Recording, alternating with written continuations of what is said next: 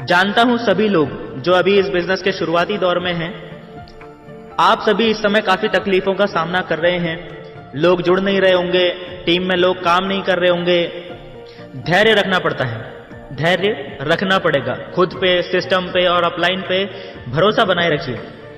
शुरुआती दौर में आने वाली मुश्किलें एक्चुअली आपके धैर्य की परीक्षा ले रही होती हैं।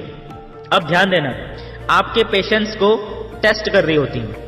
लोग आपसे कह रहे होंगे, कहां बेकार के चक्करों में पड़ गया, ऐसा कुछ नहीं होता, कोई करोड़पति नहीं बनता।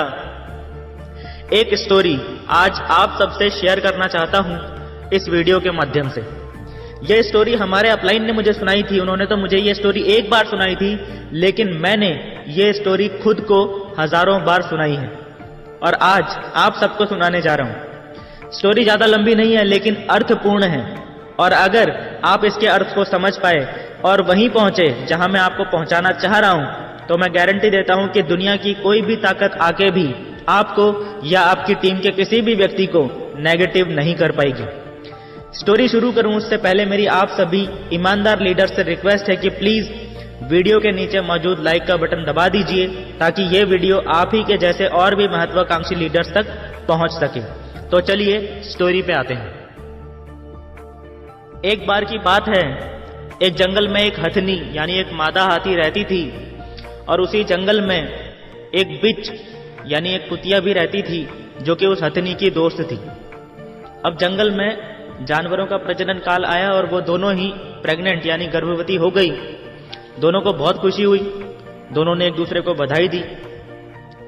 अब 3 महीने के बाद उस कुतिया के, उस बिच के 6 छोटे छोटे पपीज हुए।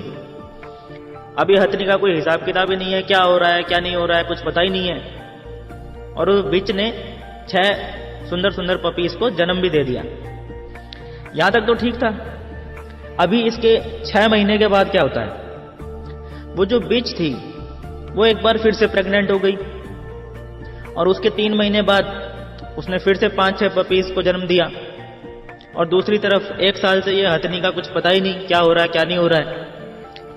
देखते देखते 6 महीने और बीत गए और वो बिच तीसरी बार प्रेग्नेंट हो गई। फिर वो बिच जाती है उस एलिफेंट के पास और बोलती है, यार हम दोनों तो साथ में ही प्रेग्नेंट हुए थे शायद, क्या तेरे को कोई वहम तो नहीं है कि तू प्रेग्नेंट है? तू प्रेग्नेंट है भी कि नहीं? 3 बार तो मेरा ही नंबर आ गया, और 2 दर्जन बच्चे हैं अपनी फैमिली में, और वो भी अब बड़े होने वाले हैं,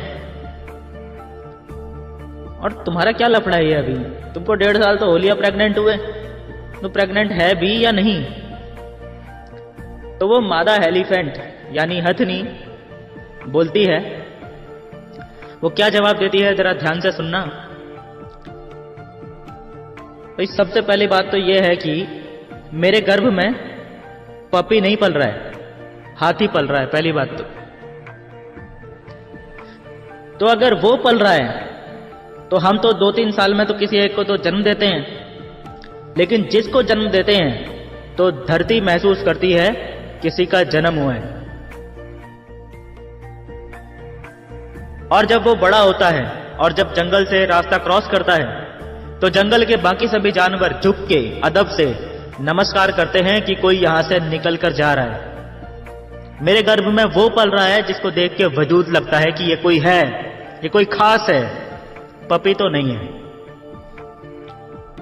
मैं आप सभी को भी यही मैसेज देना चाहता हूं कि जिनको भी आज ये लग रहा है कि मेरा बिजनेस बहुत धीरे धीरे चल रहा है या मेरा बिजनेस नहीं चल रहा है, धैर्य रखने की जरूरत होती है। हाथी आएगा तो 1.5-2 साल में कोई एक ही आएगा, और वो एक आधी आके पूरे जंगल में हाहाकार मचा देगा। जितने भी करोड़पति अचीवर्स होते हैं सबके साथ ऐसा ही होता है। शुरुआती दौर में कोई मिल नहीं रहा होता है, और फिर कोई ना कोई हाथी टीम में जन्म ले लेता है। कोई बात नहीं दोस्त, आज प्रैक्टिकल जमीन में भले ही कुछ नहीं दिखाई दे रहा हो, कोई बात नहीं, घबराने की बिल्कुल भी जरूरत नहीं है। वो हाथी है, वो अभी गर्भ में है, वो अभी पल रहा है। जिस दिन धरती पे आएगा वो हिला के रख देगा, चिंता करने की जरूरत नहीं है, अकेला ही सब पे भारी पड़ जाएगा।